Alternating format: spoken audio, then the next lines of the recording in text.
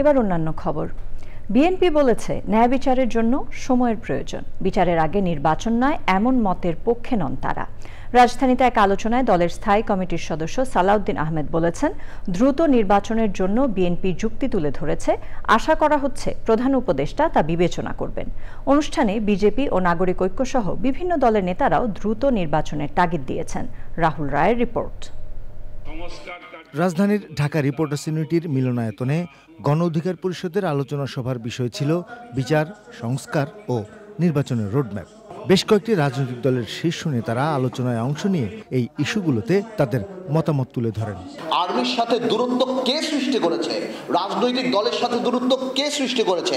আজকে অনেকেই আমাকে জিজ্ঞেস করে, পার্থ ভাই আপনারা ডিসেম্বরে নির্বাচন চান না?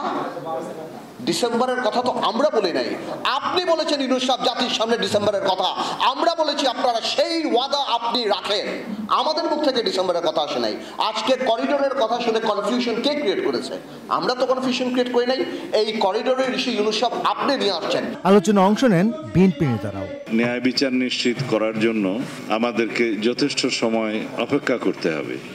তো সুতরাং বিচার প্রক্রিয়া কেউ কেউ বলে থাকেন যে সমাপ্ত হওয়ার পরেই নির্বাচন চাই। এই বক্তব্যটি সঠিক নয়। অতি দ্রুত একটি জাতীয় সংসদ নির্বাচনের জন্য অতি অবশ্যই ডিসেম্বরের মধ্যে আমাদের সমস্ত যুক্তি উপস্থাপন করেছি, সেটা আমরা আশা করি মাননীয় প্রধান উপদেষ্টা বিবেচনা করবেন এবং বাংলাদেশে যে রাজনৈতিক অস্থিরতা সৃষ্টির জন্য অনেকে পায়তারা করছে, ষড়যন্ত্র করছে দেশে এবং বিদেশে বসে, সেটা বন্ধ করার একমাত্র উপায় হচ্ছে একটি নির্বাচিত রাজনৈতিক সরকার প্রতিষ্ঠা করা জাতীয় সংসদ নির্বাচনের মধ্য দিয়ে। বিএনপি ও এর মিত্র রাজনৈতিক দলগুলো মনে করছে রাজনৈতিক সহ বিভিন্ন সংকট নিরসনে নির্বাচিত সরকারের বিকল্প নেই। রাহুল রায়, চ্যানেল আই, ঢাকা।